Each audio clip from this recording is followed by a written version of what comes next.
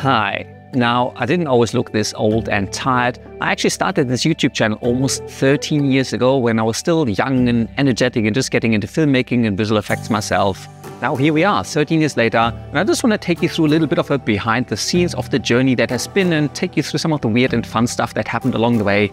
Hopefully you'll find it interesting, maybe you'll get a few laughs along the way, and hopefully some learnings of, all of the stuff that I managed to screw up. Oh, crap.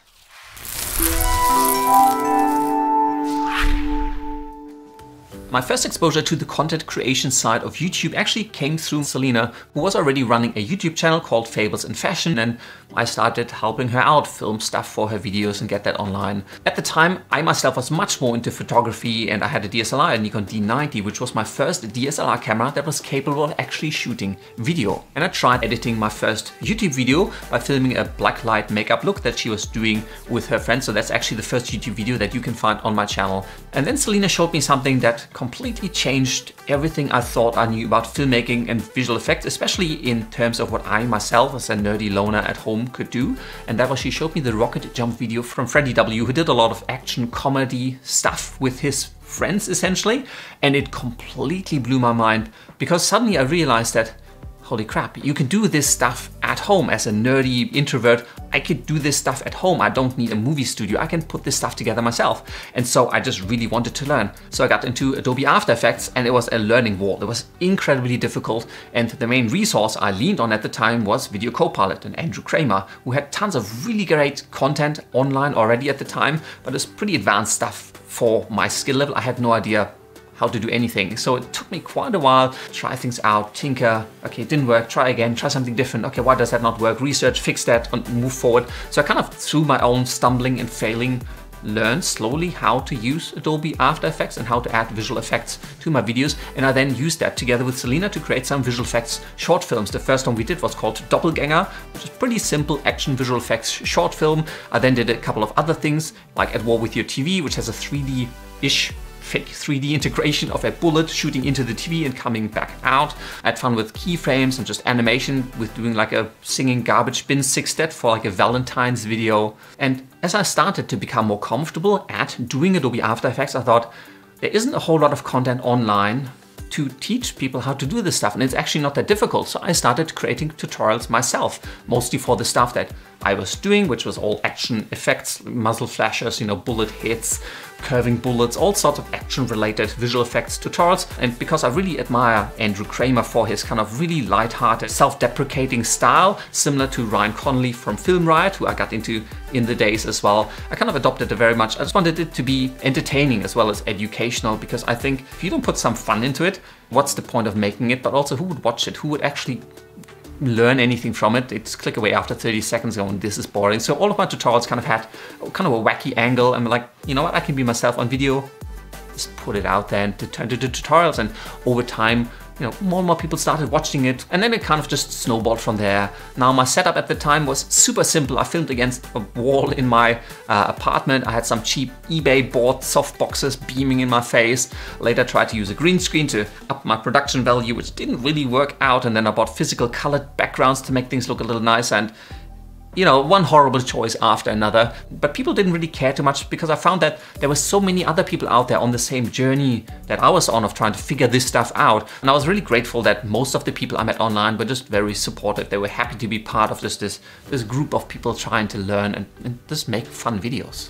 Now, one of the things I'm really grateful for is that we actually met. Our two best friends, Selena's best friend and my best friend, Violet and Jimmy, who are now really just part of our family really early on in that journey, and they were into YouTube and filmmaking. And so we got together and started making videos together for each other, for, the different channels. And I got Jimmy and Violet and Selena roped in helping me create some really wacky visual effects short films like Hand Grenades or You Took My Credit, which is actually based on Family Guy Peter fighting that chicken, the fight that just never ends and just keeps on going. It's kind of based off that. Now the visual effects are pretty D-grade, I would say, at best. But again, I was just trying to figure things out. I did a lot of things in visual effects that I should really have done as practical effects. And it's just all learning, it's having fun along the way. But in terms of the short film projects that we've created together, the two that I'm most proud of are Halloween projects. The first one is called Zombie Hunter, and it's this zombie hunting shootout sinister, dark action thing that we shot inside a parking garage, which was a lot of fun to film, exhausting, filmed all day, but I was really happy with how that turned out. And then the one that's still my absolute favorite, even to this day, is a remake of The Ring. So Selena plays Samara, Violet did a lot of behind the scenes, Jimmy did a lot of the camera work, and I did horrible acting along the way, as well as putting the visual effects together. It was a really long day. We kind of blocked out all of the windows in my apartment, so it was nice and dark, so we could film throughout the day as if it was night. We had shot lists and scripts and snacks and did a lot of silly stuff. Again, like, I'm really proud of how that turned out. I've also got a visual effects breakdown video on my YouTube channel that I'll link here below, where you can see all of the stuff that's actually been done badly that I kind of needed to patch up in post-production.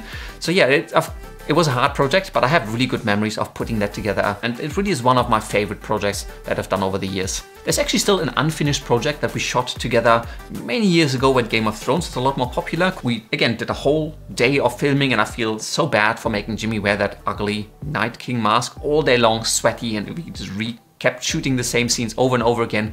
It's a really bad green screening setup, so there's a lot of fixing to do in post, and it's a really long project. I'm still figuring out how to do this best. I tried it out in Blender, I tried it out in After Effects. I'm now doing it in Unreal Engine and put it through After Effects for post-production, and I'm probably only about 30% through. I'm still planning on finishing it one day, and throughout all of those years of filming and making these short film projects, I made tutorials for all of the tools that I learned along the way, new tips and tricks and stuff I figured out with After Effects, Premiere Pro, got into HitFilm, did a little bit of Houdini for a face melt effect where we kind of did an Indiana Jones Raiders of the Lost Ark spoof. And another big part out of that I'm really grateful for is that I got to collaborate with a lot of really cool companies. I worked together with Intel, with Gigabyte, with Rode, with Adobe, with HitFilm, with Boris FX, and recently I've got super lucky and got approached by Nvidia. So I've done a couple of videos together with Nvidia. They sponsored my RTX 3090 desktop graphics card, which is running in that machine, and then I got approached by Nvidia and Razer to do a collaboration with them for the Razer Blade.